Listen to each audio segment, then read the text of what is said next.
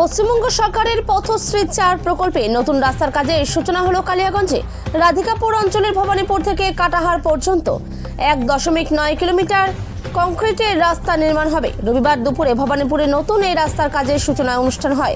উপস্থিত ছিলেন জেলা পরিষদের পূর্ত কর্মাধ্যক্ষ নিতাই বৈশ্য, এলাকার জেলা পরিষদ সদস্য রামদেব সাহানি, সমাজসেবী মমতাজুল রহমান, বুদ্ধদেব সরকার এবং স্থানীয় পঞ্চায়েত জনপ্রতিনিধিরা।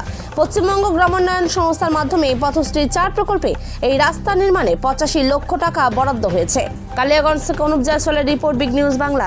এটা পশ্চিমবঙ্গ সরকারের পথশ্রী 4 প্রকল্পের মধ্য দিয়ে আমাদের কালিয়াগঞ্জ ব্লকের রাধিকাপুর পঞ্চায়েতের ভবানীপুর থেকে কাটাহার পর্যন্ত একটা প্রায় 2 কিলোমিটার রাস্তা, যার কাছাকাছি আনুমানিক ব্যয় দাঁড়াবে 1 কোটি টাকার কাছাকাছি।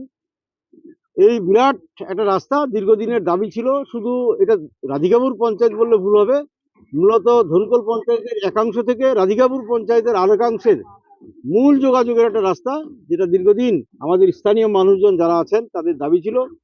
এই দাবিটা আমাদের জেলা পরিষদের মেম্বার রামদেব সাহানির মধ্য দিয়ে আজকে বাস্তবায়িত হচ্ছে। গ্রামের মানুষের সাথে সাথে আমরা সত্যিই খুব খুশি, এবং আমাদের অন্যতম মানুষ বীরেন্দ্রা, আমাদের স্থানীয় মানুষ মুকুল, কাজল, আবার ইত্যাদি পঞ্চায়েতের মেম্বার যারা আছে দীর্ঘদিন থেকে দাবি রাখছিল রামদেব সাহানির মধ্য দিয়ে জেলা পরিষদে। পরে আমরা এটা মুখ্যমন্ত্রীর দরবারে পাঠিয়েছিলাম।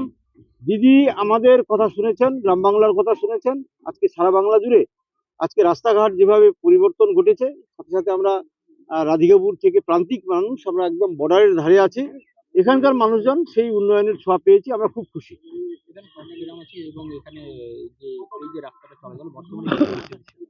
বর্তমানে রাস্তাটা মাটির রাস্তা, বেহাল রাস্তা, যোগাযোগ বিচ্ছিন্ন ছিল আর একটা পঞ্চায়েতের সাথে। মূলত ধনকল গ্রাম পঞ্চায়েতের সাথে রাধিকাপুর গ্রাম পঞ্চায়েতের যোগাযোগের দ্বিতীয় বিকল্প রাস্তা এটা। মূল রাস্তা যেটা রাধিকাপুর বর্ডারে যাওয়ার রাস্তাটা আছে, তার বাইরে এটা দ্বিতীয় বিকল্প রাস্তা হচ্ছে, যার জন্য এটা আমাদের কাছে খুব দরকার ছিল।